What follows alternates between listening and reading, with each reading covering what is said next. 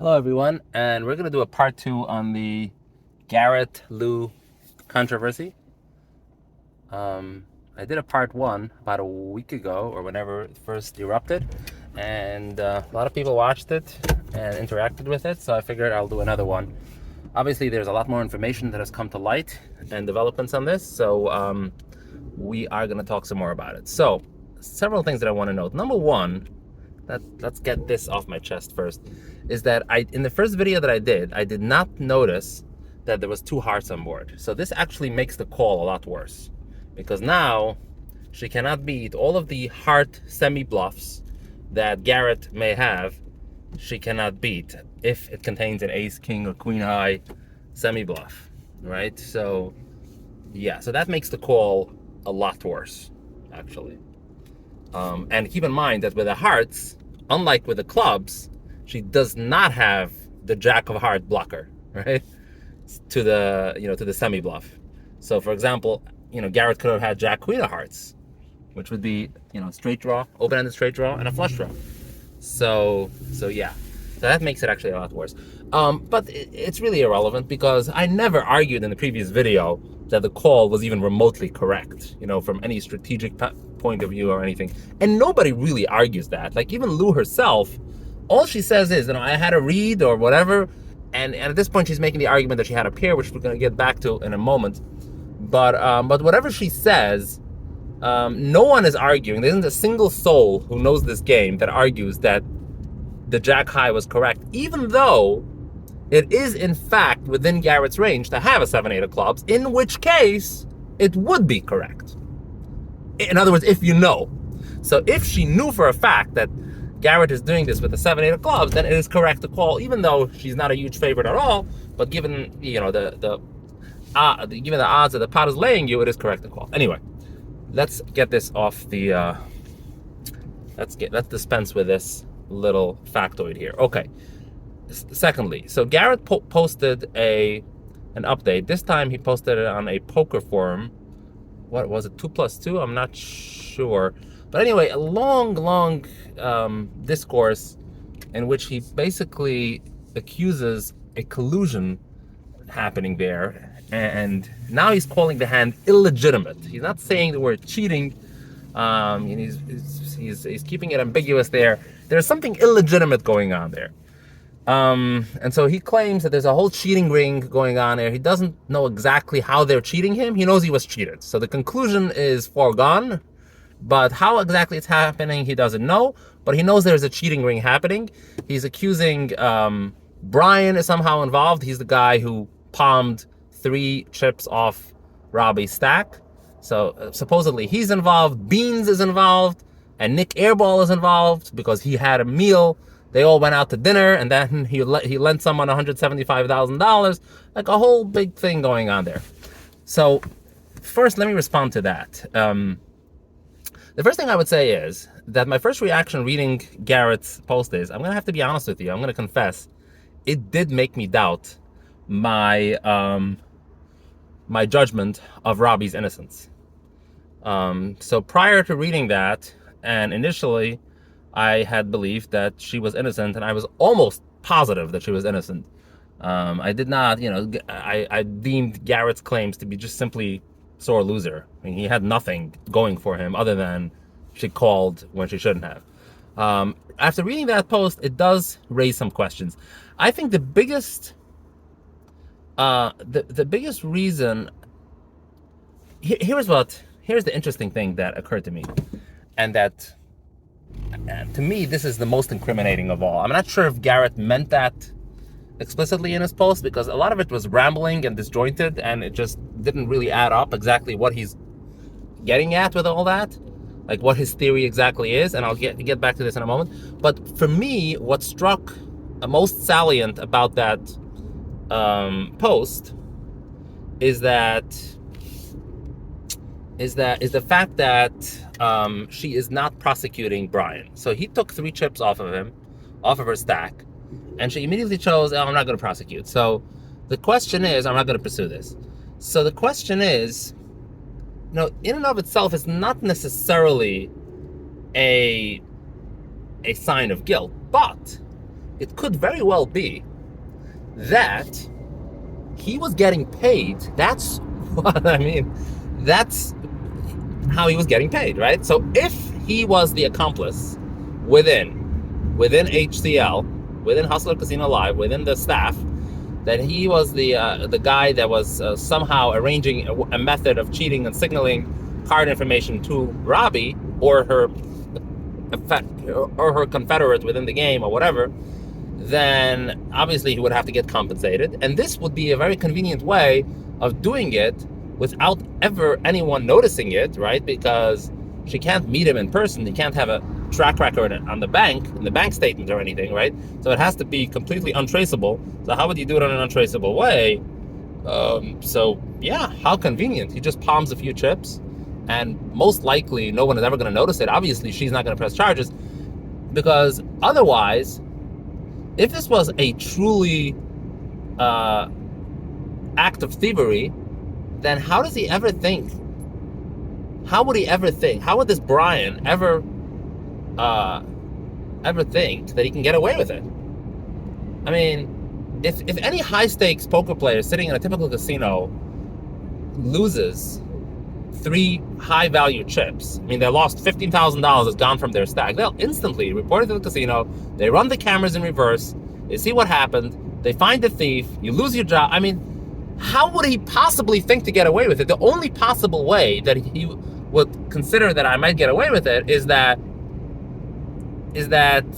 is in fact arranged in advance with Robbi's permission. Take those 3 chips from me as compensation for your cheating assistance, and that would also very conveniently explain why he would do it, but also would conveniently explain why Robbi wouldn't press charges, right?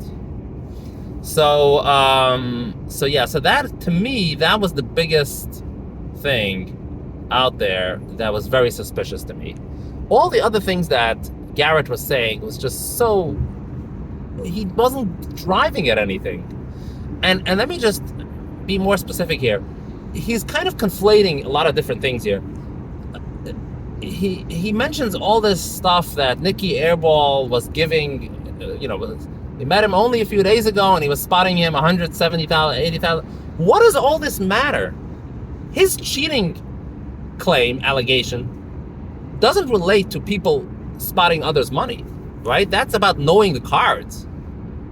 So I don't see the connection. So again, this is conflating. It's designed to impress a reader who was not critical thinking, he was not rational, and like, oh, they did this is suspicious, so this is suspicious, and this is suspicious, and he had a vibrator, and he had this.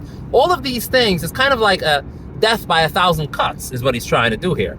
So no cut is really, yeah, so there's nothing there, right?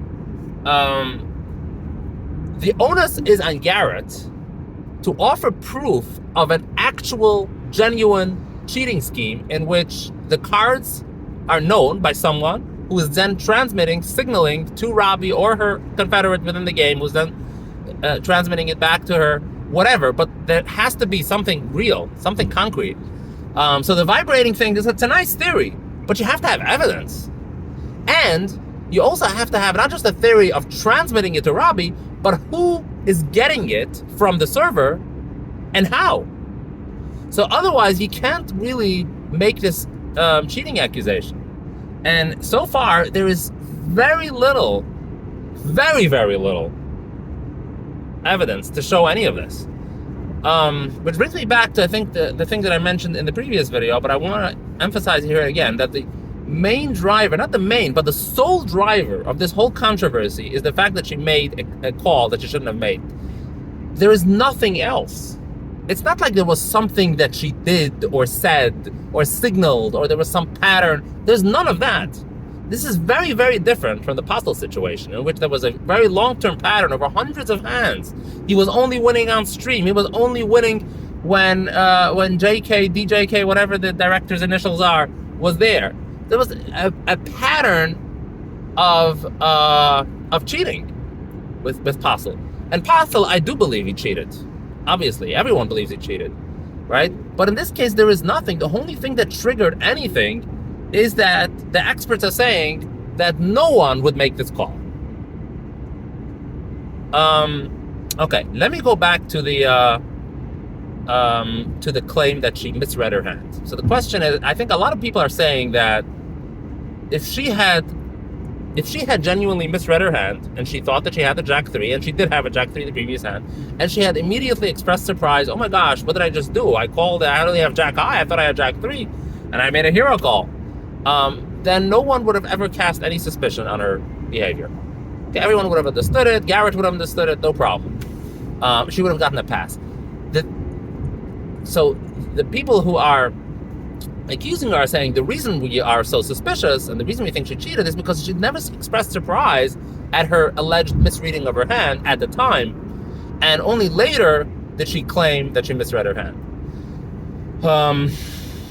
So this is, I have to tell you, this is pretty damning. I don't know what to tell you. All her behavior at the time seemed to indicate that she knew she didn't have a pair. So later, what's her coach's name? I don't know what his name is. Something Jaka, whatever. So he had a talk with her, and he says that when she says I didn't have a pair, she meant to say I didn't have a pocket pair. And he says that beginning players do make this mistake, that when they talk about a pair, they think it means a pocket pair. And he also says that when she peeked at her hole cards, she was only looking at the Jack of clubs. That's the only thing that mattered to her, because she was thinking, oh, do I have the blocker, right? So that if a club comes, so there would be less likely of a club coming off on the river. That's how she interprets the blocker, which is, of course, not the correct way of interpreting it, but this is how she, in her mind at the time, she was thinking, oh, I got a Jack blocker, Jack of club blocker, less clubs if my opponent was on a club draw, therefore I'm going to call. Okay, whatever. I don't know. So it's, yeah. So overall, I would say that my suspicion of her cheating, taking into account those two things, the fact that she did not seem to misread their hand at the time, and only later, in an hour later interview, did she claim that she misread her hand, and the fact that she initially chose not to prosecute. Now she's saying that she might prosecute him, but I don't know what's going on anymore. This does seem to be, I mean, of course it's not, I wouldn't call it evidence, quote unquote, but yeah, it's an indicator. It's something. The fact that if she was cheating, this would have been a very convenient way for her to pay Brian, who, if he was the one, hacking the server and transmitting the card information. So again, I still believe she's innocent, and Garrett's ramble there on his post is just a ramble. It's just he's just doubling down on his craziness. That's my judgment overall, because there's nothing there. Most of the stuff is about collusion. He suspects that these players are somehow working together. But again, he doesn't have any solid information as to what are they doing, and how do they know his hole cards, and who's transmitting it, and how are they receiving it, and all of that. And all of these things, him and the others, and Doug Polk, the vibrator, the ring, and now they're coming up with other theories. What else are they saying? These are all after the fact stuff. This is all, she made a call she shouldn't have made, therefore she must be cheating, and we just got to find where is the missing link. Where and how is she cheating? That's not how it works. You don't put the cart before the horse. Okay? First you have evidence, and then you come to the conclusion. Not first conclusion and then evidence. And so yeah. So my verdict again is innocent until proven guilty. I don't see anything, and Garret is crazy. And again, he needs to apologize, he needs to retract.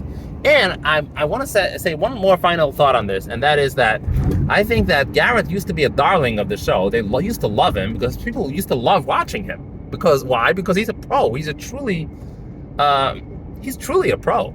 He's one of the best players out there. And obviously his track record proves it. So, people love, and I personally love watching him. I love watching him play. So yeah, there's a lot to learn from watching a pro of that caliber play. But at the same time, I think right now he has so poisoned the environment that I think HCL is dead.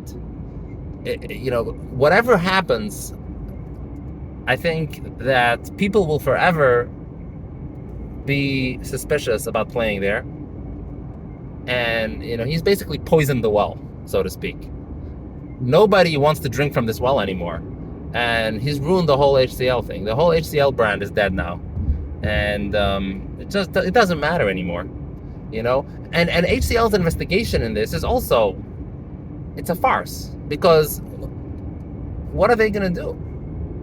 If it is true that someone in the production was complicit in this, or even they allowed it to happen through negligence by allowing some loophole, some hole in the system to be exploited by a cheater, then they're obviously guilty. And so what are they going to do? They're going to come out and say, hey, we're guilty? They're not going to cover it up? And you can't truly trust their investigation. I don't think so. So, at the end of the day, we trust them. The people who play there trust the man. They trust Ryan Feldman and Nick Vertucci that they're running an honest show and they're doing their best to prevent cheating. That's what it's really based on.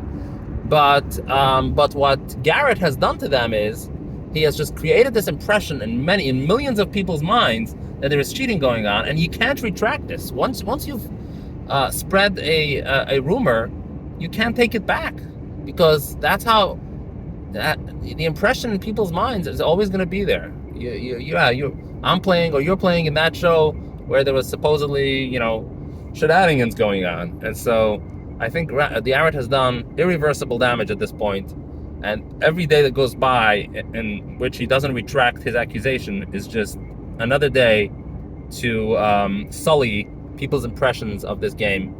And I don't think it's going to be the same anymore. Like, anytime anyone ever plays in the future, it's just, it's the Robbi table. It's the Robbi hand. It's the Robbi table. Jack 4 is henceforward known as the Robbi hand. I have Robbi. It's just crazy. This is how things are. And so, so long. Thank you for watching. Bye-bye.